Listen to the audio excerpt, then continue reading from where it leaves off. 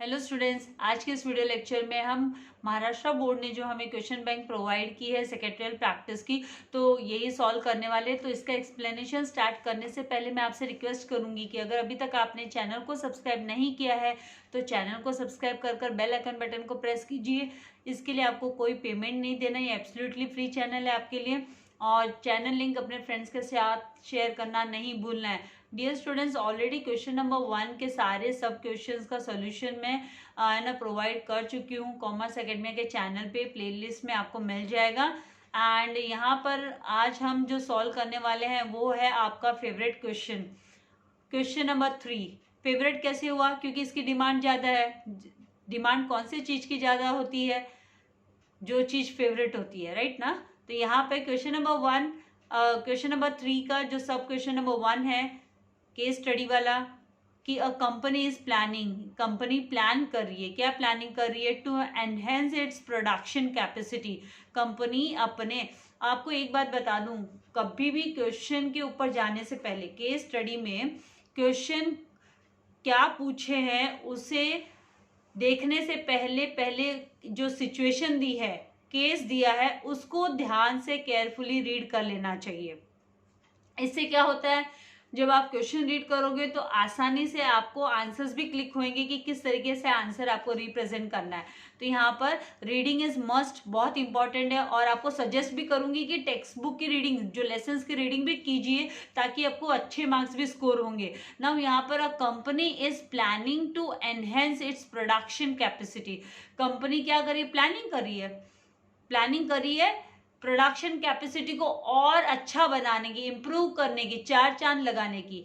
And is evaluating the possibility of purchasing, और वो है ना इवेल्युएट कर रही है, मतलब वो फाइंड आउट कर रही है, वो पॉसिबिलिटीज फाइंड आउट कर रही है कि भाई कौन से तरीके से वो नई मशीनरी परचेज कर सकती है, या फिर वो है ना लीज बेसिस पर कोई अल्टरनेटिव मशीनरी ले सकती है। तो ये पॉसिबिलिटी चेक कर रही है कि भाई वो कैपेबल है क्या। 2 करोड़ रुपए का यहाँ पे बोला, evaluating the possibility of purchasing new machinery whose cost is ₹2 crore, 2 crore का। तो अभी देखो 2 करोड़ रुपए वाली जो कंपनी होगी वो कितनी लार्ज कंपनी होगी, ये एक बात हो गई यहाँ पर समझने वाली। देन और हैज ऑल्टरनेटिव ऑफ मशीनरी, या फिर दूसरी उसकी ही ऑल्टरनेटिव, या तो सेकेंड हैंड लेगी या लीज पर लेगी। तो ये alternative of machinery available on lease basis, अगर लीज बेसिस पे उसको जैसी मशीनरी चाहिए वैसी मशीनरी अवेलेबल है क्या, या तो 2 करोड़ स्पेंड करना है या फिर है ना लीज पर लेना है। तो यहाँ पर अब हम जाएंगे क्वेश्चंस रीड करने के लिए कि आपको क्वेश्चंस क्या पूछे है। What type of asset is machinery. अरे कितना आसान क्वेश्चन है कि मशीनरी कौन सा टाइप का एसेट होता है। अकाउंट्स में भी पढ़ते हैं machinery is a fixed asset, तो आपको लिखना है कि machinery is a fixed asset which is use for, अभी ये फिक्स्ड एसेट्स कौन से एसेट्स होते हैं? जो लंबे समय के लिए यूज होते हैं, is use for a longer period of time in the business, तो उसे हम फिक्स्ड एसेट्स बोलते हैं। ठीक है, तो यहाँ पर ये हो गया आपका पहला जो क्वेश्चन है उसका सब क्वेश्चन ए का आंसर। नाउ हम सेकेंड क्वेश्चन रीड करेंगे कि capital used for purchase of machinery, machinery को परचेस यूज करने के लिए, परचेस करने के लिए जो कैपिटल यूज किया गया है इस फिक्स्ड कैपिटल और वर्किंग कैपिटल। मतलब यहाँ पे हमको क्वेश्चन पूछा है कि भाई ये जो कैपिटल यूज किया है मशीनरी को खरीदने के लिए, मान लो मशीनरी खरीद ली इस कंपनी ने, तो अगर वो कंपनी ने मशीनरी खरीद ली तो उसने अपना फिक्स्ड कैपिटल यूज किया है या वर्किंग कैपिटल यूज किया है। तो यहाँ पर इतना आसान सा ये सवाल है, इसमें समझ में आ जाता है, ये खुद ही हिंट दे रहे हैं हमको कि भाई है ना फिक्स्ड कैपिटल और फिक्स कैपिटल रिलेट करती है फिक्स एसेट से, क्योंकि मशीनरी फिक्स एसेट है। तो आपको आसानी से उत्तर देने आएगा कि भाई capital use for purchase of machinery is fixed capital which refers to any kind of, इसका मतलब क्या होता है? फिक्स कैपिटल का मतलब क्या होता है? मतलब यहाँ पर is fixed capital which refers to any kind of physical asset that is fixed assets. तो इस तरीके से आपको आंसर अपना लिख देना, आप अपने ओन वर्ड्स में प्रेजेंट कर सकते हैं आंसर को, देयर इज नो हार्म, लेकिन आपको कॉन्सेप्ट समझ में आना चाहिए। ये वर्किंग कैपिटल नहीं होगा, वर्किंग कैपिटल शॉर्ट पीरियड के लिए होता है, डे टू डे कंजम्पशन के लिए जो डे टू डे रिक्वायरमेंट्स होती है कंपनी की वो पूरी होती है वर्किंग कैपिटल से। नाउ थर्ड यहाँ पर मतलब सी, सब क्वेश्चन सी, यहाँ पर पूछा है कि does the size of a business, business का साइज, बिजनेस कितना बड़ा है या छोटा है, ठीक है, और determine the fixed capital requirement, उसकी साइज से हमको पता चलता है कि भाई बिजनेस को कितना फिक्स कैपिटल की रिक्वायरमेंट है। बिजनेस के साइज से ये आइडिया लगती है कि हमको, तो हाँ लगती है, ये तो समझने वाली बात है। अगर बड़ा बिजनेस है तो बड़ा कैपिटल चाहिए रहेगा, छोटा बिजनेस है तो छोटे कैपिटल में भी काम चल जाएगा। तो यहाँ पर आंसर में हमें लिखना है कि yes, the size of a business determines the fixed capital requirement where एक firm carries out large scale business operation, जहां पर जो firm large business operations carry out करती है। अभी कैसे पता चला, आप बोलेंगे मिस कैसे पता चला कि इस कंपनी का बिजनेस है ना वो लार्ज बिजनेस लार्ज स्केल पे है, तो अरे भाई यहाँ पे 2 करोड़ वो है ना मशीनरी में, खाली मशीनरी में इन्वेस्ट करने की बात करें कि भाई मशीनरी खरीदना चाहते हैं 2 करोड़ का, हाँ, प्रोडक्शन कैपेसिटी को इंक्रीज करने के लिए, तो ये लार्ज के अंडर में आएगा कि लार्ज स्केल बिजनेस हुआ, छोटे मोटा दुकानदार तो है नहीं है। It so large business operations, it's fixed capital requirement are likely to be high, इसकी जो फिक्स कैपिटल रिक्वायरमेंट होगी ऑब्वियसली वो ज्यादा होगी, because most of the production process, क्योंकि इसका जो most of the production process है वो बेस्ड होता है on automatic machines and equipments पे बेस्ड रहता है। तो इस तरीके से आपको इसके आंसर लिखना है। ये आंसर्स मैं कहीं से नहीं लाती हूँ, टेक्स्ट बुक रिफर करके हम जब रीड करते हैं तो ऑटोमेटिकली हमको सेंटेंस फ्रेम करने आ जाते हैं, और ज्यादा से ज्यादा सेंटेंसेस टेक्स्ट बुक में ही होते हैं, कुछ नहीं करना होता है। इसीलिए मैं बार बार आप लोगों से रिपीट करती हूँ कि टेक्स्ट बुक रीडिंग की हैबिट रखिए, रीड कीजिए टेक्स्ट बुक को। नाउ सेकेंड यहाँ पर क्वेश्चन है केस स्टडी को लेकर कि द बैलेंस शीट, आपको केस स्टडी का क्वेश्चन मैंने जैसे कहा केयरफुली रीड करना है, इसीलिए मैंने यहाँ पर इसको हाईलाइट किया हुआ है रेड से, अलर्ट अलर्ट, रीड करो, रेड कलर से हाईलाइट इसीलिए किया कि रीड द क्वेश्चन केयरफुली। तो यहाँ पर the balance sheet of a Donald company, Donald company की बैलेंस शीट की बात कर रहे हैं। बैलेंस शीट क्या होता है, स्टेटमेंट होता है ना कंपनी का फॉर द ईयर 2018-19, तो उसकी जो बैलेंस शीट है रिवील्स, रिवील्स मतलब वो प्रेजेंट कर रही है, वो शो कर रही है, वो इंडिकेट कर रही है, दिखा रही है। Equity share capital of ₹25 lakh, 25 lakh का इक्विटी शेयर कैपिटल दिखा रही है उसकी बैलेंस शीट डोनाल्ड कंपनी की। And retained earnings, retained earnings मतलब रिजर्व्स हो गए, कंपनी के पास कितना रिजर्व्स है, कितना रिटेन्ड अर्निंग है, कंपनी ने कितना पैसा है ना प्रॉफिट में से साइड में रखा हुआ है, बचा के रखा है, एक्स्ट्रा ओवर जो उसने बचा के रखा, तो वो है 50 लाख का। तो अरे वाह, कितनी अच्छी सेविंग करके रखी है कंपनी ने, कंपनी के आगे के फ्यूचर रिक्वायरमेंट्स के लिए एक तरीके से हम बोल सकते हैं, जिसको कंपनी टच नहीं करने वाली, छूने वाली नहीं है, उसको रखेगी, लॉन्ग टाइम तक रखेगी रिटेन्ड अर्निंग्स को। तो यहाँ पर इसका मतलब हम बोल सकते हैं कि ये कंपनी तो अच्छी खासी प्रॉफिट मेकिंग कंपनी है, ये हम बोल सकते हैं। इसके पास तो कैपिटल भी अच्छा कैसा है, और कैपिटल से डबल तो इसका रिजर्व ही है, तो कंपनी बहुत अच्छी है, इसकी फाइनेंशियल सिचुएशन अच्छी है। तो ये इस स्टेटमेंट को पढ़कर हम समझ सकते हैं। तो ये जनरल हमारा कॉन्सेप्ट हुआ इसको लेकर। अब इसी पे बेस्ड ऑब्वियसली यहाँ पे क्वेश्चंस पूछे हुए कि is the company financially sound, क्या कंपनी फाइनेंशियली साउंड है क्या? तो yes the company, yes as the company has, क्योंकि कंपनी के पास सफिशिएंट अमाउंट ऑफ कैपिटल है यहाँ पर डोनाल्ड कंपनी के पास में। So as the company has sufficient amount of capital as Donald companies, कैसे पता चला कि भाई सफिशिएंट कैपिटल है? तो as Donald companies equity share capital जो है वो 25 लाख का है, and retained earning is of ₹50 lakh, और उसकी जो रिटेन्ड अर्निंग है वो 50 लाख की है। So it can be called as financially sound company. तो इस कंपनी को हम बोल सकते हैं कि ये कंपनी फाइनेंशियली साउंड कंपनी है। फाइनेंशियली साउंड कंपनी होने का मतलब क्या होता है कि वो आराम से अपने क्रेडिटर्स का वो पेमेंट है ना टाइम टू टाइम कर सकती है, डिबेंचर होल्डर्स को इंटरेस्ट टाइम पे दे सकती है, अगर उसने कोई लोन लिया है बैंक से तो वो लोन वो टाइम पे दे सकती है, मतलब उसके पास पैसा है, भरपूर रिजर्व्स भी है। नाउ यहाँ पर सेकेंड ये जो बी क्वेश्चन है, क्वेश्चन नंबर 2 का बी, कि can the retained earnings be converted into capital, क्या रिटेन्ड अर्निंग को हम कैपिटल में कन्वर्ट कर सकते हैं? हाँ कर सकते हैं।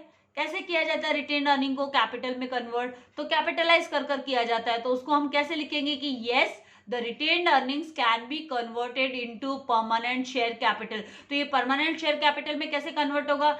कंपनी क्या करेगी? बोनस शेयर्स इश्यू करेगी। किसको इश्यू करेगी? बोनस शेयर्स किसको दिए जाते हैं? तो ये तो अंडरस्टूड है कि एग्जिस्टिंग शेयर होल्डर्स जो होते हैं कंपनी के, एग्जिस्टिंग इक्विटी शेयर होल्डर्स वो मेंबर्स होते हैं कंपनी के, एक तरीके से बोले तो वो रियल ओनर्स होते हैं कंपनी के। तो जब रिजर्व्स को अगर कंपनी कैपिटल बनाना चाहती है, कैपिटल की कैटेगरी में लाना चाहती है, तो कंपनी वो रिजर्व्स है ना, वो रिजर्व्स कंपनी कैपिटल में कन्वर्ट किस तरीके से करेगी, वो बोनस शेयर्स इश्यू करेगी, क्योंकि बोनस शेयर्स है ना फ्री ऑफ कॉस्ट दिया जाता है, एग्जिस्टिंग इक्विटी शेयर होल्डर्स को फ्री ऑफ कॉस्ट दिया जाता है, फ्री में उनको शेयर्स दे देगी और उस रिजर्व को कंपनी है ना कैपिटल में कन्वर्ट कर लेगी, उसको कैपिटलाइजेशन बोलते हैं, एम्प्लॉइंग बैक ऑफ कैपिटल भी बोलते हैं। नाउ सी यहाँ पर what type of source retained earning is, retained earning कौन से टाइप का सोर्स है भाई, अगर रिटेन अर्निंग को कैपिटलाइज करना है तो what type of source retain earning is, तो हम बोलेंगे कि retained earning is the source of internal finance. Internal कैसे हुआ, क्योंकि वो कंपनी का खुद का सेविंग्स है, तो वो कंपनी के पास हुआ, इंटरनल हुआ, उसके बिजनेस में हुआ, तो उसे हम इंटरनल फाइनेंस बोलेंगे।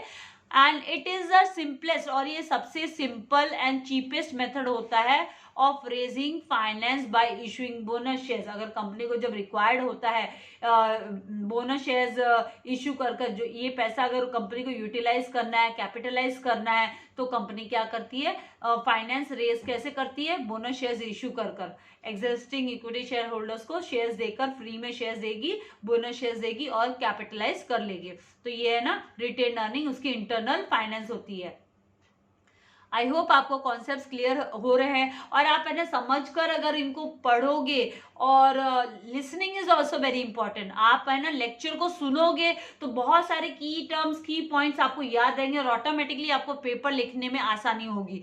नाउ यहाँ पर TRI limited company is newly incorporated public company है, नया सेटअप हुआ है, न्यूली इनकॉर्पोरेटेड है, and wants to raise capital, और उसको कैपिटल रेज करना है by selling equity shares to the public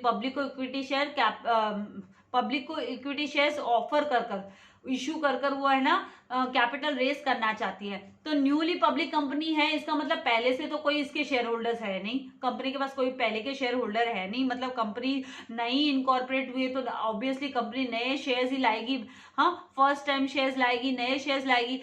तो यहाँ पे the board of directors are considering, board of directors जो है कंपनी के जो प्रमोटर्स होते हैं इनिशियली, वो कंसिडरिंग वेरियस ऑप्शंस, वो है ना बहुत सारे ऑप्शंस है ना फॉर दिस, उनको इसके लिए एडवाइस चाहिए, various options for this advice the board on the following matters, तो उनको है ना इसके लिए एडवाइस चाहिए, एडवाइस द बोर्ड, आपको बोर्ड ऑफ डायरेक्टर्स को एडवाइस करना ऑन द फॉलोइंग मैटर्स, वो आपका क्या एडवाइस चाहते हैं, आपसे क्या वो जानना चाहते हैं, क्या डिसीजन लेने से पहले क्या पूछना चाहते हैं। तो यहाँ पे देखिए what should the company offer, company को क्या ऑफर कर रही है, IPO ऑफर कर रही है या FPO ऑफर कर रही है।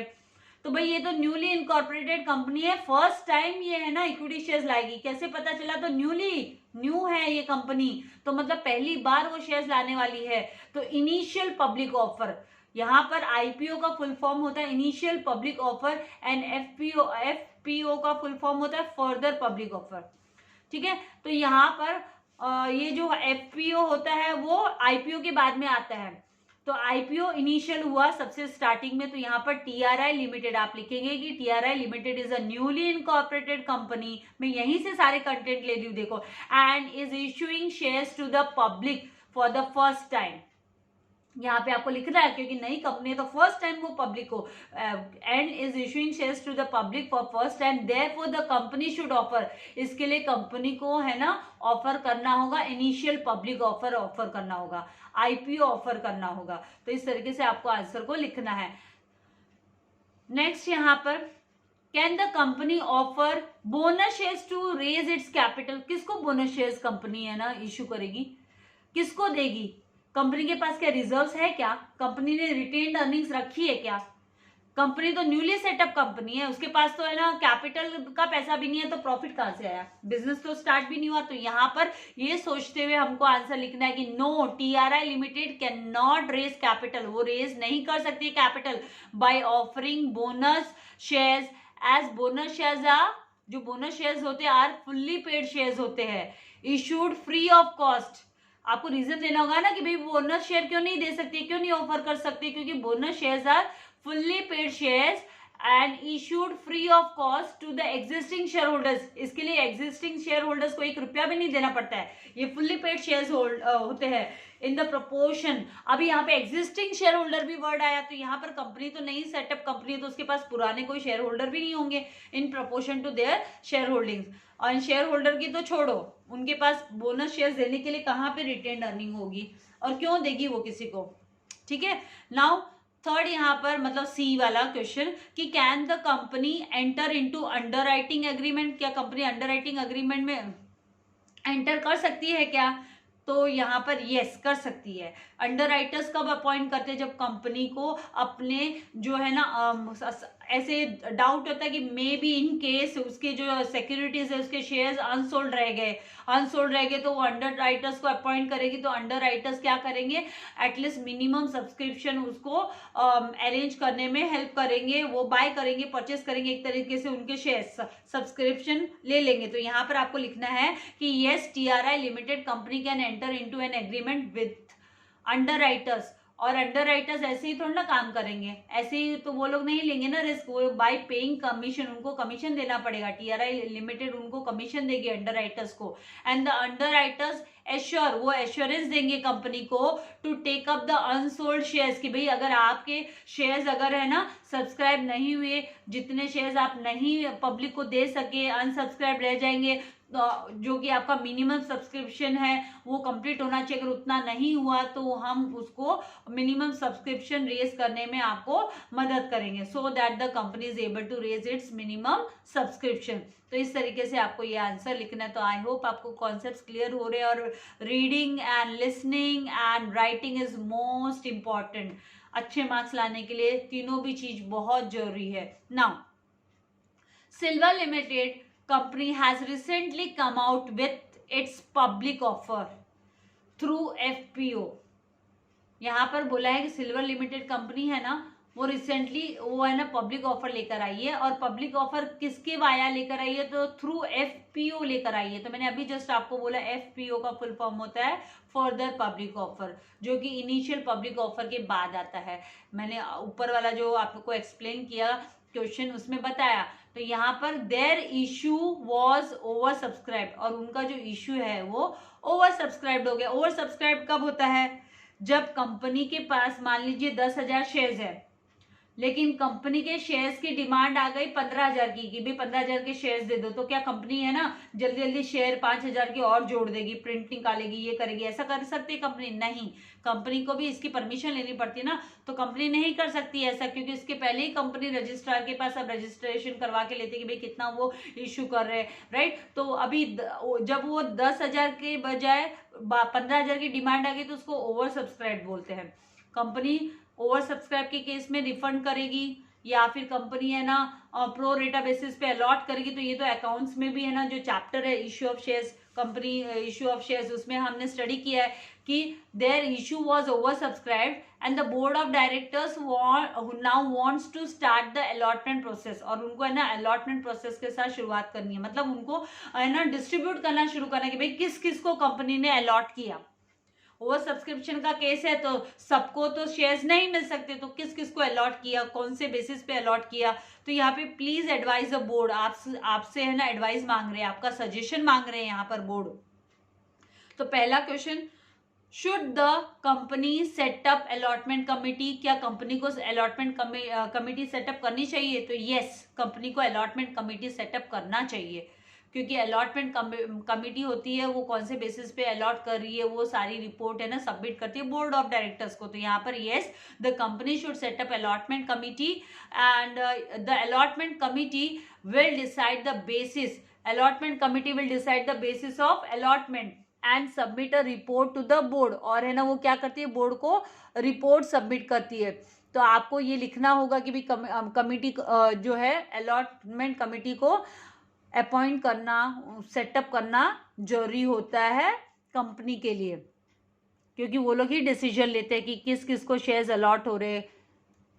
नाउ नेक्स्ट यहाँ पर B, how should the company inform the applicants to know the company to whom the company is allotting shares. कैसे उनको इन्फॉर्म करेगी भाई किस किस को है ना शेयर्स अलॉट हुए, किस किस को शेयर्स मिलने वाले, कितने शेयर्स मिलने वाले, कितनी क्वांटिटी मिलने वाली है. ओवर सब्सक्राइब का केस है, राइट. ओवर सब्सक्राइब हो जाते हैं तो जो इन्वेस्टर्स होते हैं उनको टेंशन आ जाता है, भाई अब मेरे को कितने शेयर मिलेंगे पता नहीं, कंपनी कितने अलॉट करेगी, राइट. तो यहाँ पर आपको लिखना है कि द कंपनी शुड इशू, यहाँ पर आप लिखेंगे कि द कंपनी शुड इशू, एक मिनट जस्ट यहाँ पर आपका